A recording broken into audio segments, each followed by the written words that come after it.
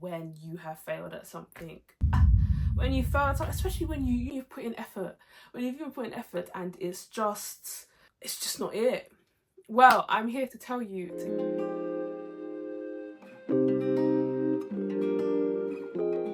Hi everyone, it is Chi, your online education big sis. This video, we're going to delve into the key habits that every high achiever that I have probably seen has.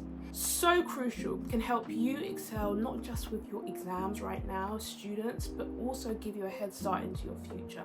The confidence that you feel, the freedom that you have, even the respect, if you're doing excellently well, the respect that you have, not just from your parents, teachers, but people around you. And these are the key traits that I have seen from high achievers. First one, don't delay, get it straight away. Have that bias to action. Whenever there's a problem, it could be when you're revising, right? You see a term, you see a phrase you don't know. I beg. Do not leave it. Do not leave it unread.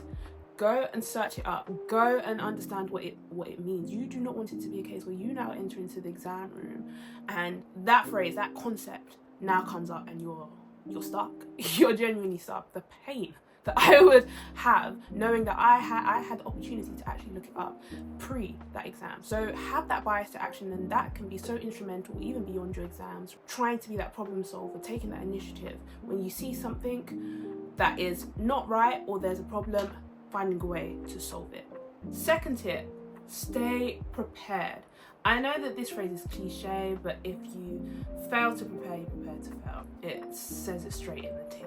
More specifically, when it comes to education exams, you want to make sure that it's not just the knowledge that you accumulate from the textbooks or from wherever sources, but you want to also make sure that you know how to apply it well when it comes to the various exam board that you have, the questions that you have during your exams. With that comes effective exam techniques, understanding the examiner, right? How they mark. So looking into the mark scheme, going in depth, right?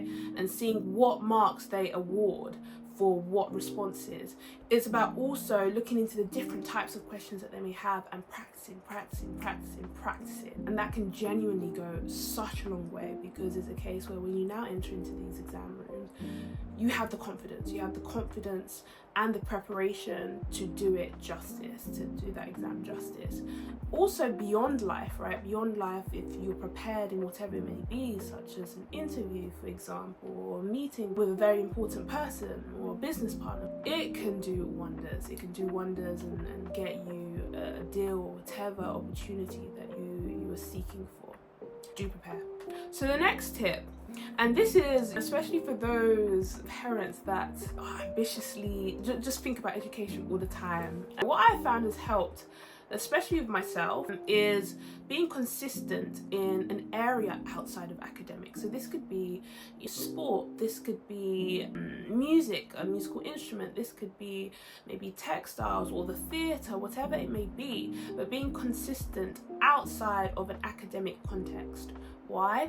What you're actually doing, say for example with sport, like going to the gym day in, day out, is you're showing up for yourself. You're giving yourself that accountability. And when you now have that accountability, when you now meet a certain goal that you had when it came to the gym or when it came to the musical instrument that you did, when you're now doing that day in, day out, that now builds some form of confidence, and confidence is contagious. It can now be transferred into other areas, including the academic context, and definitely practicing that consistency of showing up for yourself, of that discipline, can prove so beneficial, not just with your exams and education, but also with life in general.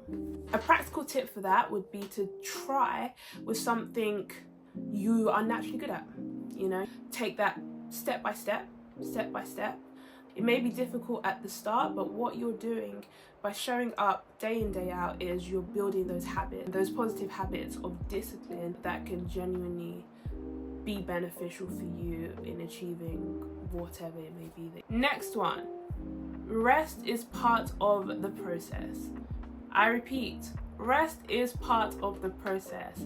And I know for those that are high achievers, it can be quite difficult to do. I'm also talking from experience, but rest is part of the process. Make sure, guys, that you rest when needed. You do not want it to be a case where you're developing negative working habits, genuinely negative working habits, which could lead to burnout. It could lead to various issues which can hinder your performance. It can really hinder your performance and your well-being.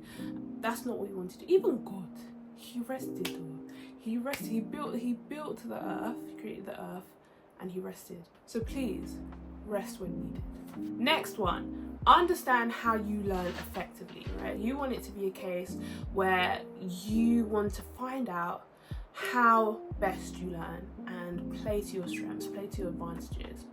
Is it a case where you're a visual learner? Is it a case where you like acronyms? You like songs, to make up songs? Is it a case where you are one that likes to write things down? Are you more independent learning focus? Are you one that likes to bounce ideas off of other people? Really find that palette of various learning styles that work for you across the various exams, whether it be GCSE, A-levels or university experience. For example, what seemed to work for me, and I think it changed across different exams or different stages of the education journey. GCSE A-levels are probably a bit more independent, whereas university, oh my gosh, if you want to maximize the most of your university experience, bouncing ideas off of people in your degree is so helpful. But you know, when it came to essay-based subjects, I was more of the mind map person, the visual learner, right, where I liked a lot of colour and the positioning of those points could help me with knowing the words, where the words were and what the words were for the various points. But if it was more logic or like maths focused, it's just revision, drill-based revision, day in, day out, just practicing so that I could get that concept. But understand what learning styles work for you, and then just take it home. And last one, but certainly not the least, this one is for you guys that, and I've been there as well, where it is just heartbreaking when you have failed at something. When you fail at something, especially when you've put in effort, and it's just not it. Well, I'm here to tell you to get back up. I repeat, get back up. It is not the end of the world, right? Just try and tell yourself it is not the end of the world, and in fact it's a learning lesson. And in fact it's even part of your story. Think of your life as a documentary or as a book, whatever form of medium, right? This is just part of an epic story for you. You'll look back later on down the line and you'll just start laughing, whatever it is. You reminisce, be like, I may not have got what I wanted, or I may not have got that score back then, but it helped me for X, Y, and Z, right? Whatever it is, if you do fall back, get back up. Just get back up. Keep on being resilient. And what that does is it actually builds resilience, it builds perseverance, and that brings about character, right? Your character, which is really important, again, not just with exams, preparing for exams, but also for life in general. Those are the various tips or key traits that I've seen from high achievers. Let me know what key traits you have or would want to develop. But in the meantime, comment, subscribe, all that good stuff for more educational life experiences, hacks, strategies, and I will see you in my next video. Big sis energy always.